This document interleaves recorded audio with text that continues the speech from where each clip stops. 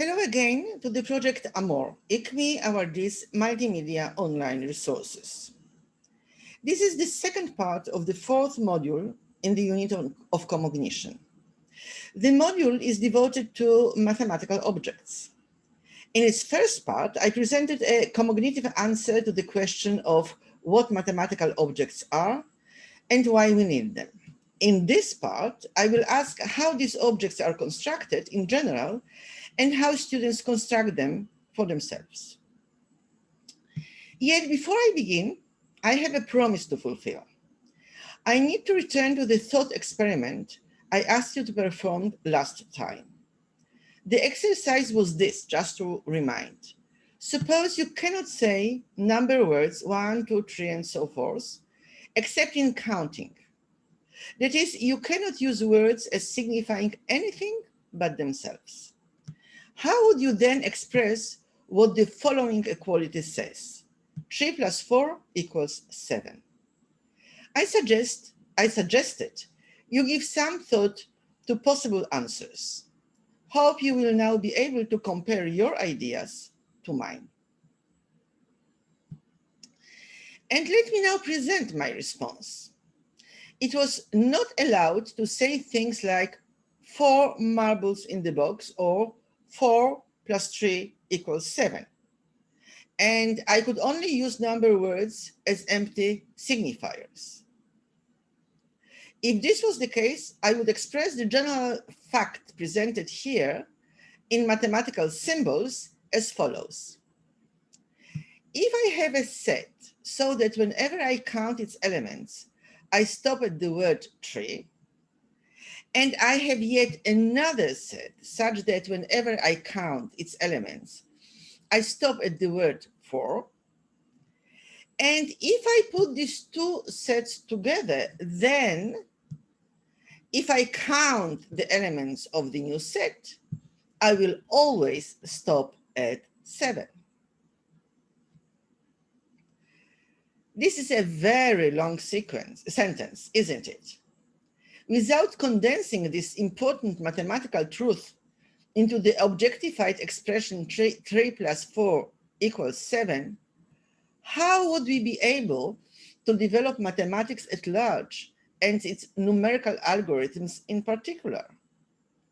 This example shows with special force how the discursive device called objectification impacts the efficiency of mathematical communication by making it possible to say much more in a much smaller number of words.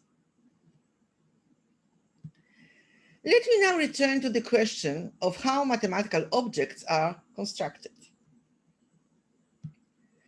We spoke about two discursive transformations that constitute the process of objectification: nominalization and alienation. I will now focus on nominalization, the process of replacing portions of text with a noun. Let us take a look at the different ways in which we can do this. One of these ways has already been exemplified. I have shown how the processes of counting turn into mathematical objects called numbers. Brief utterances with words such as 2 or 5 used as nouns may now replace long statements about human actions such as, when I count the sides of a pentagon, I arrive at the word 5. This move of replacing stories of processes with stories of objects is called reification. Reifying is what I do also when, instead of speaking about my own actions of multiplying, as in the narrative, when I multiply odd number by itself, I get odd number, I tell a story of an object, just like here. The square of odd number is odd. It is also notable that the use of reification is not restricted to mathematics. We apply it everywhere, even in everyday talk. I reify, for instance, when I replace the story employing the verb move, as in the antelope moves fast, with the one that uses the noun movement, as in the sentence, the antelope's movement is fast. So reification is one way to nominalize, but there are more. Another nominalizing transformation that may lead to the emergence of a new object expresses itself in endowing several different objects with the same name, and as such, this action may be called saming. Saming is what we do when we refer to things as different as, say, dog and cat with the same word, domestic animal. We are saming in mathematics when we refer to both the expression x squared and the curve known as parabola with the same name, the basic quadratic function. Finally, there is the operation of encapsulating, of replacing the plural form with the singular. This is what we do when, instead of saying the post office workers are efficient, we declare the post office staff is efficient. Here, the word staff encapsulates the workers. And in mathematics, we are encapsulating where, for instance, we replace the claim the cubes of numbers are increasing with the function x cube is increasing, from plural to singular. While constructing mathematical objects, we perform saming, reifying, and encapsulating in different combinations. Let me illustrate by showing a construction of the object called basic quadratic function. It is reasonable to conjecture that the idea of this function emerged when people realized that some useful stories about the expression x squared may be translated into narratives about the curve called parabola, and also into stories about a certain table. For instance, the claim that 0 is the smallest value of x squared can be translated into the story of the smallest number in the lower row of the table and into the one of the lowest point of the parabola. Replacing all these signifiers, the algebraic expression, the parabola, and the table with the single name basic quadratic function allows to make these three statements simultaneously in the single sentence.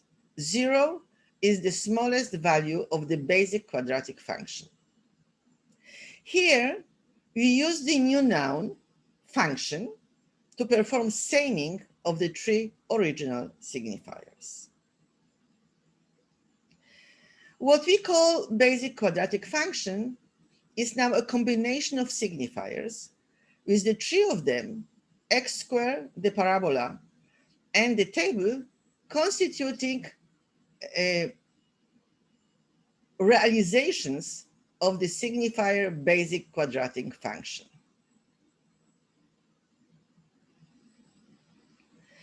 But the process of realizing signifiers with the help of other signifiers is recursive. And the three realizations of the basic quadratic function may themselves be realized by other signifiers. Thus, x squared may be realized as the square of any specific number. It is thus obtained from the specific squares by saming. These square numbers, in turn, are reifications of the operation of multiplying numbers by themselves.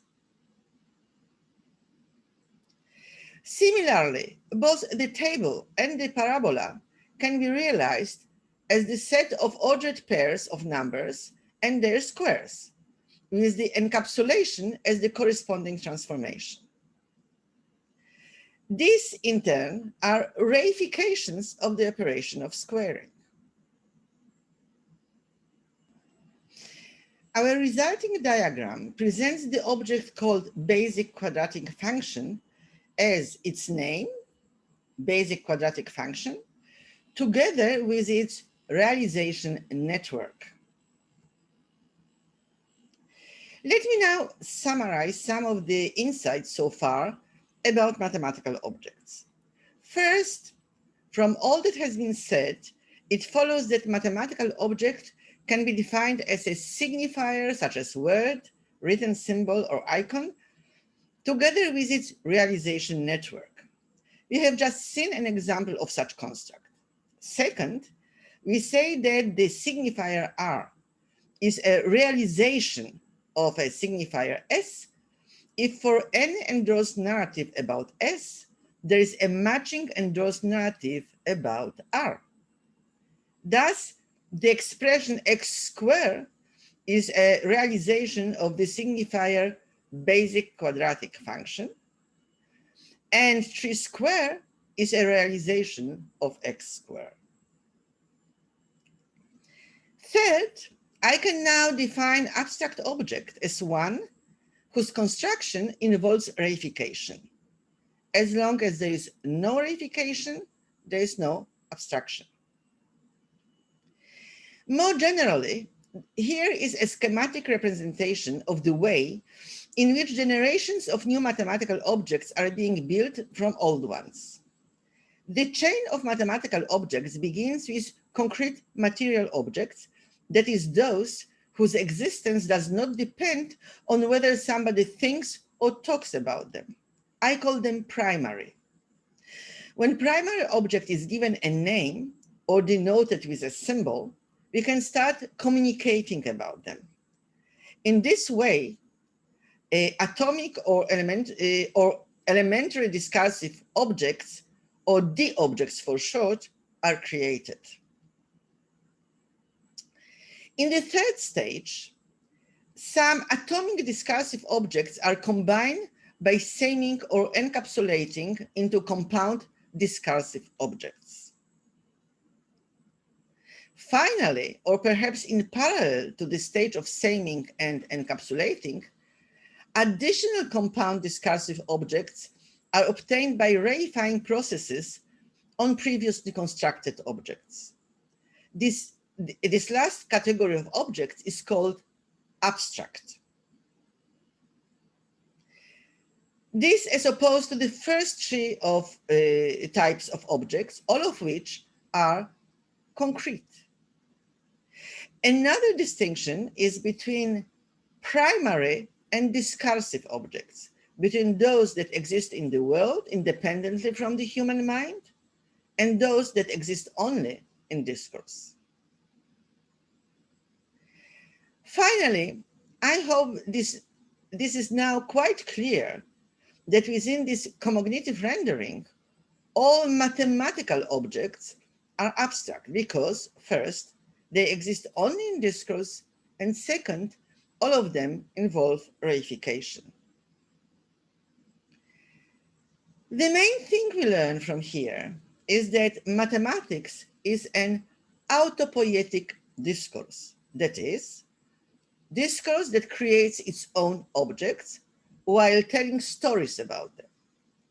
We forge them as we go. Okay, and now to the last point. If mathematical objects are discursive constructs, children have to reconstruct them for themselves.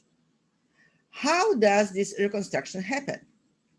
What kind of hurdles does the learner meet on her way, and how does she overcome them, if at all? Some people recall the birth of mathematical objects as an accelerating event, an epiphany. Here is, for example, the story told by mathematician William Thurston. Thurston said, "I remember as a child in 5th grade coming to the amazing to me realization that the answer to 134 divided by 29 is 134 over 29. What a tremendous labor-saving device. And Thurston continued. I went excitedly to my father to explain my discovery. He told me that of course this is so. A over B and A divided by B are just synonyms. To him, it was just a small variation in notation. End of the story. But not every mathematics learner is as fortunate as Thurston. Many students have considerable difficulty while trying to construct mathematical objects. A closer look shows that this difficulty may have several sources. First, there is a certain circularity of requirements. Indeed, if mathematical object, such as number, is a discursive construction, then to build such object, you need to talk about it. But to talk about it, you must already have this object. To put it differently, you are unlikely to make the considerable effort necessary for the construction of a mathematical object without understanding the prospective gains of such effort. You need to understand the usefulness of this object. But how can you be aware of its usefulness before you actually use it? Another difficulty stems from the fact that what happens in the process of objectification often appears counterintuitive. Indeed, when you reify a mathematical process, such as that of subtracting a number from a smaller one, and you say that 5 minus 8 equals minus 3, you claim that there is a product to the operation that has been considered so far as giving no result, as forbidden. And yet, it is difficult to say where this new number, in this case minus 3, came from. It appeared with the introduction of the new signifier minus 3. This new signifier reified the process of subtracting. But this move seems counterintuitive. It doesn't seem to have added anything. Indeed, it is not much different from reifying recipe for a cake, from claiming that the recipe is the cake itself. Such cake, as our claim about it, is difficult to digest. And objectification has yet another challenging, counterintuitive aspect. In the light of all that has been said so far in this module, the abstract objects that populate the universe of mathematics constitute extensions of concrete objects. Just like the fantastic beasts to be found in the Harry Potter's world constitute extensions of ordinary humans. Both types of extensions exist only in words, and it is difficult to believe in either. As discursive constructs, they are free to have properties that contradict what we know about the real world creatures that inspired them. Thus, Roland's beasts ride brooms defying the laws of gravitation, and they can make new things appear out of nowhere. In mathematics, an infinite proper subset of an infinite set may be considered as equal in its size to the set in which it is contained. No wonder Georg Cantor, who was the first mathematician to come across this strange property, famously exclaimed, "I see it, but I don't believe it." One cannot expect the learner to receive these strange mathematical creatures without an even greater disbelief. In the view of all this, it is not surprising that the student may struggle to construct mathematical objects for herself and that she may take time to succeed. And as long as the success refuses to come, she may have a considerable difficulty benefiting from what her teacher does or says. While in the classroom, the teacher juggles mathematical objects. But as long as the student fails to see them, the teacher's movements make no sense to her. Obviously, the question now cries to be asked, how to support the student in coping with all these hurdles on her way to mathematical objects?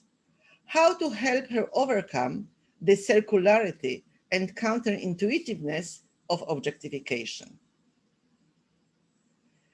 To begin your way toward possible answers, please proceed to Module 5 of the unit on cognition. Thank you.